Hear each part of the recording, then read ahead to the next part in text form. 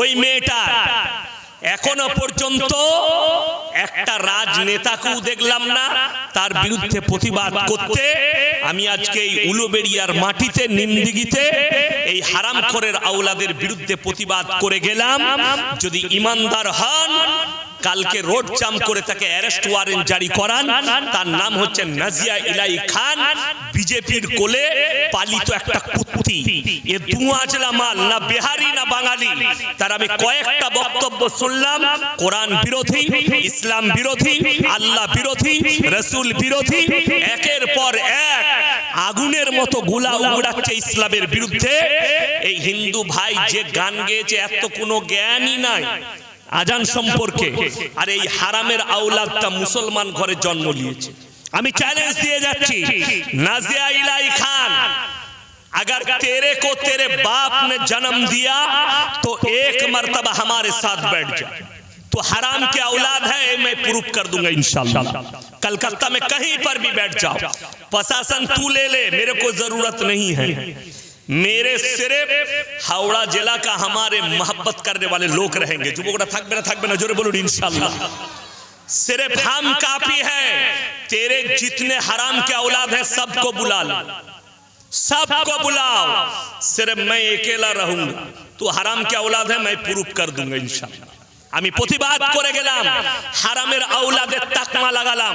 হিম্মত থাকলে আমার নামে অ্যারেস্ট ওয়ারেন্ট জারি করা, আমার নামে কেস কর, তারপরে তোর কি বীজ মারতে হয় সেটা আমি দেখব।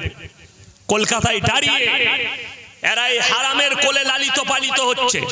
এরা কোনো হিন্দু ঘরে জন্ম নেয়নি, মুসলমান ঘরে জন্ম নিয়েছে। এই জায়গায় পৌঁছালো কি করে? আল্লাহর কসম, এর বাবা মা ওই রকমই তাকে আদর্শ দিয়েছে, তাকে দ্বীনি শিক্ষা দেয়নি। আপনাদেরকে অর্ডার দিয়ে যাচ্ছি, আপনার 5 বছরের বাচ্চাকেও মক্তবে পাঠান আর তাকে দ্বীনি শিক্ষা দেন দুনিয়ার সাথে সাথে। জোরে বলুন ইনশাআল্লাহ। কেউ বঞ্চিত করবেন না। তা না হলে যদি মনে করেন ইসলামী শিক্ষা পড়ে নিবে, নামাজটা পড়ে শিখবে, ওই ছেলেটাই নাস্তিক হবে, ওই ছেলেটাই বেঈমান হয়ে দাঁড়াবে, ওই ছেলেটাই কোরআন বিরোধী হয়ে দাঁড়াবে। ভারতে যতগুলো ইসলাম বিরোধী আছে, যতগুলো ইসলামের দুশ্মন আছে, সব মুসলমান ঘরে জন্ম নিয়েছে। তারেক ফাতেহি, তসলিমা নাসরিন, আসাদ নূর, জাস্টিস ইনায়েতুল্লাহ, এই হারামের আওলাদগুলোকে আমি কতবার চ্যালেঞ্জ দিয়েছি। দেখুন এখনো পর্যন্ত আমি 1000-এর বেশি, আমার 25 থেকে 30,000 জলসা ছুটতে লেগেছে এখন ইউটিউব আর ফেসবুকে। আমি 1000-এর বেশি এই পালা হুয়া কুত্তি মিডিয়াগুলোকে দাওয়াত দিয়েছি, हमारे साथ एक मर्तबा बैठ जा, हमें बुला लो, कहीं पर भी बैठो। কলকাতায় ইডেন গার্ডেনে বস, স্টেডিয়ামে লোক থাকবে, তোদের লোক থাকবে, আমারও লোক থাকবে, আর তোরা বস থাকবি। আমি প্রুফ করাবো রুবি का लियाकत मुसलमान नয়, হারামের औलाद। रबी का लियाकत तो हराम के औलाद है, मैं प्रूफ कर दूंगा इंशाल्लाह। तो इजराइल के औलाद है, मैं प्रूफ कर दूंगा। और ये हिंदुस्तान के सबसे बड़ा गद्दार ये मीडिया वाले हैं, ये लिख लो। মুসলমান বলে যায় এই ভারতে যতগুলো দাঙ্গা লেগেছে, এই দাঙ্গার পেছনে সব ষড়যন্ত্রটা মিডিয়াওয়ালাদের। আমি তাকমা লাগিয়ে গেলাম। যদি বলেন প্রুফ দেন, আমি প্রুফ একটা একটা করে ওদের সামনে বসে দেব। কেন? বড় কষ্ট লাগে।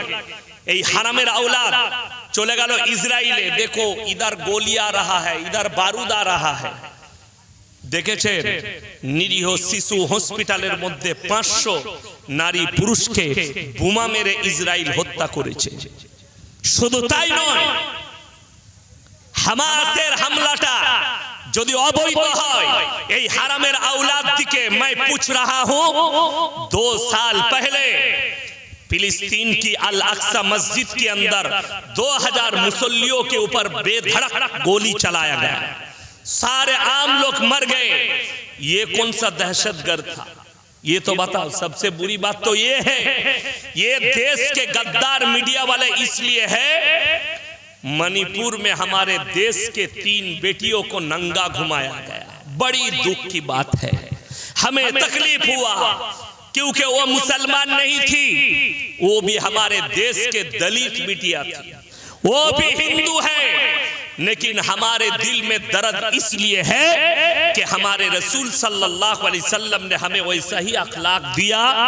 कोई भी हो तकलीफ में हो तो तुम उसके बाजू में खड़ा हो जाओ। जोरे बोलूं सुभान अल्लाह। আমার নবীজি সাল্লাল্লাহু আলাইহি সাল্লামের হাদিস শুনে যান। আল্লাহর নবী নিজের মাথার পাগড়িটা খুলে হাতেম তায়ের বিটির মাথায় চাপালেন।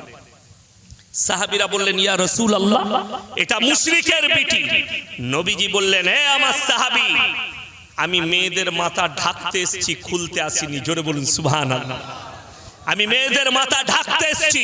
এটা মুশরিকের বিটি হতে পারে, কিন্তু এটা নারী জাতির ইজ্জত, তাই আমি মাথায় কাপড়টা চাপিয়ে দিলাম, নিজের পাগড়িটা। জোরে বলুন সুবহানাল্লাহ।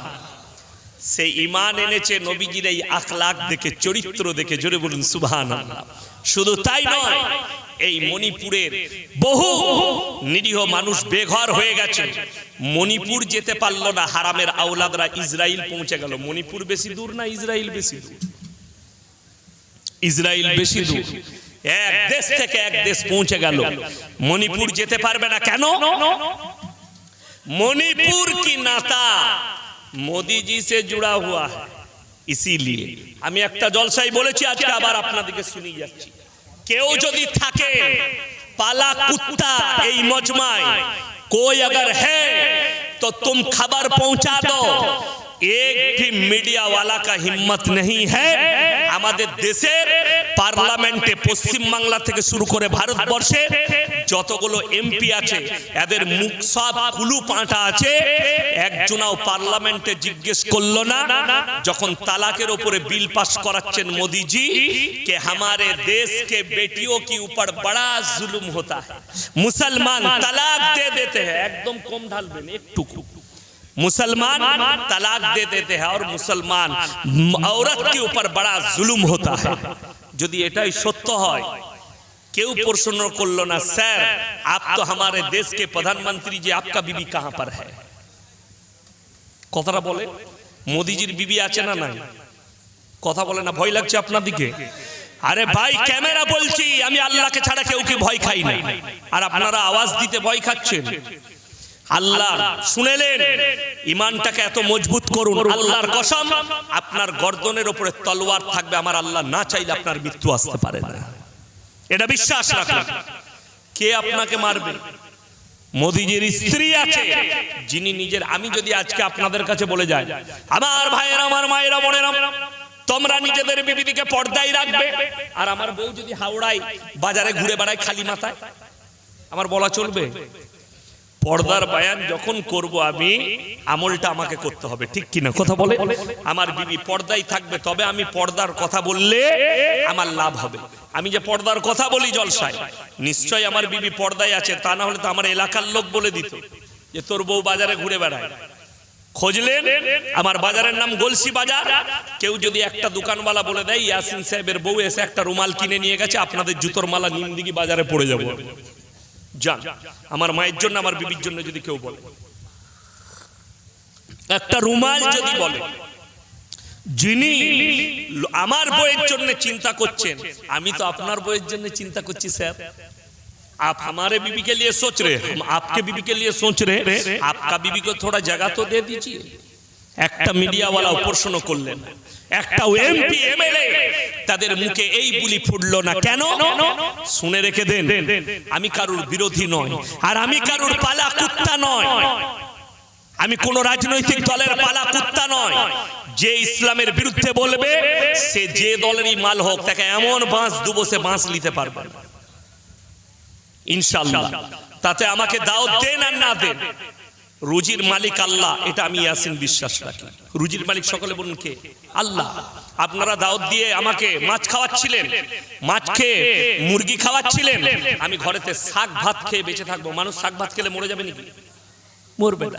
আজকে জিজ্ঞেস করুন, অনেক কিছু তরকারি দিয়েছে, আমি কি দিয়ে ভাত খেয়েছি?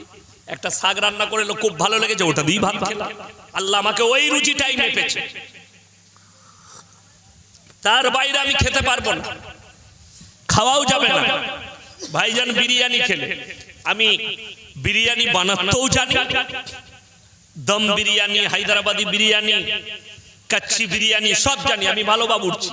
কিন্তু আমি 8 বছর বিরিয়ানি খাওয়া ছেড়ে দিয়েছি। কেন? যদি বলে হুজুর কেন ছাড়লেন? প্রবলেম কিছু নাই, প্রবলেম হচ্ছে যা খেয়ে নিয়েছি আল্লাহ বলার পর কম কর। গুজরাটে 12 বছর পড়েছি, রোজ পাঁঠার মাংস আর রুটি, বুঝলেন। আর খাওয়া দাওয়া কেমন ছিল, আমি কেমন ছিলাম আমার সাথীরা জানে, কি বুঝলেন। মাদ্রাসায় পড়ার সময় ডন ছিলাম, ডন, কি বুঝলেন। আজ কি বলছিল, বললে হুজুর আপনি যখন রাস্তায় যেতেন পেছনে 15টা ছেলে আসরের পরে আমার মুরিদ ছিল, সব যেত, সব পেছনে আয় চল দেখছি কে কি করে, এরকম ছিলাম আমি। শুধু এইখানে নয়, কেশপুরে নয়, গুজরাট, লখনৌ সব জায়গায় ছিলাম, কি বুঝলেন। পাওয়ারই আলাদা ছিল ওই রকম। কারি ইসমাইল বিসমিল্লাহ 2500 ছাত্র, কিন্তু ইয়াসিনকে মনে রেখেছে। আমি এমনই ছিলাম, খিদমত গুজার ছিলাম, আর সেরকম জিনিসও ছিলাম। রাত 2টোর সময় উঠে নদীতে লোকের জাল থেকে মাছ নিয়ে পালিয়ে আসতাম। বৃহস্পতিবার কত খাবি খা, মার খেয়েছি, কোনো অসুবিধা নাই, কি বুঝলেন। আর জঙ্গলে কি জবাই করে খেয়েছি আর বলবো না, সমঝদারও কে লিয়ে ইশারা কাফি है। তো আমি এরকম জিনিস ছিলাম। তো আজকে আল্লাহ, আমি যখন আমার আব্বাজির মাদ্রাসায় পড়তাম, স্কুলে যেতাম, মাদ্রাসায় পড়তাম ছোটবেলায়, আমি যতদিন পড়েছি তালবিলিম ছিলাম আমার আব্বার মাদ্রাসায়, 17টা ডাবের গাছ, জীবনে নারকেল দেখে নাই, ডাবেতেই শেষ করে দিতাম আমি। হ্যাঁ, গাছে কাঁদি লেগে থাকতো, পানি কিন্তু আমার বদনাই চলে আসতো, ছুরি নিয়ে চাপতাম। শিক্ষকরা ঘুরছে, মাগরিবের পরে গাছে, এশার পরে গাছে, নিচের ছেলেরা পড়ছে, ফুটো করলাম আর বদনাই ঢাললাম, দিয়ে এক বদনা পানি নিয়ে পালিয়ে এলাম। শিক্ষকরা মনে করলো পানি খাচ্ছে, কিন্তু ডাবের পানি। 1 মাস পরে ডাবগুলো শুকিয়ে শুকিয়ে বোতা ছুটে যেত, নারকেল মনে করে দেখতো মালভূ, কেটে বার করে নিয়েছে। আমি ছিলাম ওই জিনিস। আল্লাহর কুদরত দেখুন। আমি আপনাদেরকে বলে যাচ্ছি, যে ছেলেটা পৃথিবীর কোনো প্রতিষ্ঠানে হবে না, সেটা আমাদের মাদ্রাসায় তুলে দেন, আমরা আলিম করে দেবো, মুহাদ্দিস করে দেবো, মুকাররির করে দেবো। মাদ্রাসায় কোন ছেলেগুলোকে দেন আপনারা? বাপকে জ্বলিয়ে দিলে, মাকে জ্বলিয়ে দিলে, ভাতের হাঁড়িতে ঢেলা মারছে, লোককে জ্বলাচ্ছে, লোকের গাছে আম পাচ্ছে, বলে একে মাদ্রাসায় দিয়ে ওরা বুঝে করুক। ঠিক বললাম না ভুল বললাম? ভালো ছেলে কেউ দেয় না। আমি মাদ্রাসায় কবে থেকে শুরু করেছি জানেন? ফুল পড়তাম আর যেতাম, স্কুলে খেলা চলছিল, ফাইনাল খেলা, একটা মেয়ের কাপড়ে আগুন ধরে দেয়াল টপকে পালিয়ে এলাম, আর যাই শেষ পড়া। আমার হেডমাস্টার বলেছিল ছেলেটা ডাকাত হবে, মার্ডারার হবে। আমি ফারেক হওয়ার পরে জলসায় গেলাম, আমার হেডমাস্টার নিচেই বসে আছে, আমি স্টেজে, যেমন স্যার আপনি আমার পাশে আসুন। 2 ঘন্টা বয়ান করলাম, হেডমাস্টার বুকে জড়িয়ে চোখের পানি ফেলিয়ে বললে, ইয়াসিন আজকে বিশ্বাস হলো পৃথিবীর কোন প্রতিষ্ঠানে যেটা তৈরি হবে না, মাদ্রাসা সেটাকে তৈরি করে দিবে সমাজের একটা সেবক। জোরে বলুন সুবহানাল্লাহ। সেই ছেলেটাকে আল্লাহ কবুল করে নিয়েছে। এরকম হাজারো ছেলে আছে, সাথী আছে, যারা সমাজের বুকে বদমাশ রূপে স্বীকৃতি পেয়েছিল, তারা বড় বড় মুহাদ্দিস। যিনি ভারতের শ্রেষ্ঠ কারি, কারি আব্দুর রৌফ সাহেব, দারুল উলুম দেওবন্দের শেখুল কুররা,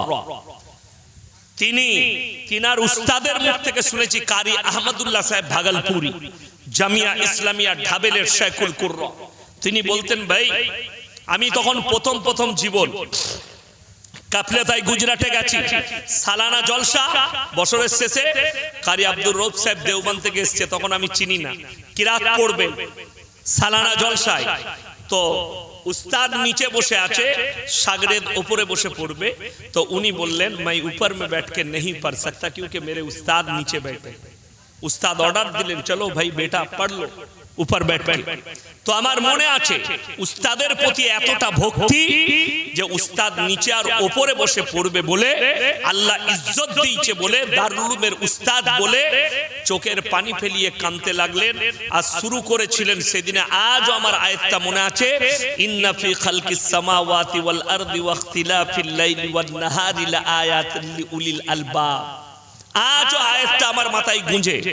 এত মারাত্মক করেছিলেন, 10,000 শ্রোতা ছাত্র সবাই ঝরঝর করে কেঁদেছিলেন। তখন ইয়ং, আজ থেকে আমি 20 বছর আগেকার কথা বলছি। তখন কারি আব্দুর রৌফ সাহেবের দাড়ি পাড়ি সব কালো। তো তিনার উস্তাদ লাস্টে বললেন, ভাই ये वो अब्दुर रऊफ है जिसको मैंने इखराज कर दिया था मदरसा से। क्यों? ये बड़ा पिक्चर देखने चला जाता था, गाना गाता था, बदमाशी करता था, मैंने इखराज कर दिया। फिर आके बोला हजरत मुझे माफ कर दीजिए, मैं आज से अपने आप को बदल लूंगा। तो अल्लाह ने ऐसे बदला, मैं तो ढाबेल में रह गया, लेकिन कारी अब्दुल रऊफ दारुल उलूम का हिंदुस्तान के एक मशहूर कारी बन गया। जोरे बोलুন সুবহানাল্লাহ। আমি নিজেও কল্পনা করতে পারি, আমার যারা উস্তাদ তারাও জানেন। কারি ইসমাইল বিসমিল্লাহ 2 বছর আগে এসেছিলেন কলকাতায় মিটিয়া বুরুজে, একজন ওস্তাকারের বাড়িতে প্রোগ্রাম ছিল, আমি বক্তা, 3-4 জন কারি ছিলেন। নূর আলম ভাই আরএন ফ্যাশন কাপড় নূর আলম ভাইয়ের বাড়িতে। তো আমি গিয়েছিলাম প্রোগ্রামে জলসায়। তো কারি ইসমাইল গর্বের সঙ্গে বললে, ये हमारा बेटा है, ये हमारा तालिब इल्म है, ये हमारा गर्व है कि बंगाल का भी मशहूर मुकर्रिर, ये हमारे लिए बड़ी गर्व की बात है। আমাদের জন্য অহংকার এটা যে এত বড় মুকাররির। তো আমিও গর্বিত, আমার উস্তাদও গর্বিত। আমার মুসলমান ভাই শুনেলেন, যেটা কোথাও তৈরি হবে না আমাদের হাতে তুলে দেন, ইনশাআল্লাহ ওটাকে মানুষ করে, হাফিজে কোরআন করে, মুহাদ্দিস করে, না হলে মুকাররির করে, আলেমে দ্বীন করে তোমার হাতে তুলে দেব, যে সমাজের সেবা করবে, যে মানুষকে জিনার পথ থেকে আটকাবে, হারামের পথ থেকে রুখবে, হালাল পথের দিকে দাওয়াত দেবে। আমার ভাই শুনেলেন, আল্লাহর কসম করে বলছি, কোরআন খারাপ থেকে অ্যাভয়েড করেছে এবং ভালো কাজের দিকে আদেশ দিয়েছে। নামাজ কেন আপনারা মনে করছেন নামাজটা শুধু ইবাদত না? আল্লাহ কোরআনে বলেছে, ইন্নাস সালাতা তানহা আনিল ফাহশাই ওয়াল মুনকার। হে আমার বিশ্ব নবী, পৃথিবীর মানুষকে বলো, নামাজ এমন একটা ইবাদত, মানুষ যখন নামাজ পড়ে খারাপ কাজ থেকে দূরে সরিয়ে তাদেরকে ভালো কাজের দিকে নিয়ে যায়। সুবহানাল্লাহ বলে। নামাজ এত ভালো একটা ইবাদত, নামাজ পড়লেই আপনাকে শুনেলেন, অনেক মুসলমান আছে নামাজ তো পড়ে না, তারা আবার অভিযোগ করে কি, আমাদের পাড়ায় একজন আছে চুরি করে নামাজ পড়ে। শুনে রেখে দেন, এই বাহানা কেউ কি দিবেন না। নামাজি কখনো চোর নয়, চোর নামাজি সেজে যায়, ঠিক কি না? আর আপনি দোয়া করবেন, কেউ যদি চুরি করে নামাজ পড়ে, আল্লাহর কাছে দোয়া করবেন, আল্লাহকে পরিবর্তন করে দাও, এই দোয়া করবেন। আমাদের সমাজের একটা খুব বড় খারাপ নেচার আছে, কি বলুন তো? একটা খারাপ লোক, জিনাখোর লোক, বদকার লোক, মাতাল লোক, তাকে যখন দাওয়াত দিয়ে তাকে লাইনে আনা হয়, সে যখন মসজিদে আসে, অনেক লোক বলে, ই কি করে মসজিদে এলো, ই কি করে নামাজ পড়ছে, একে কি করে লাইনে আনলে, সে ধিৎকারে যেন পালিয়ে যায়। একটা কথা ভালো করে লিখে নিয়ে যান, মানুষের শেষ আমলটাই আল্লাহর কাছে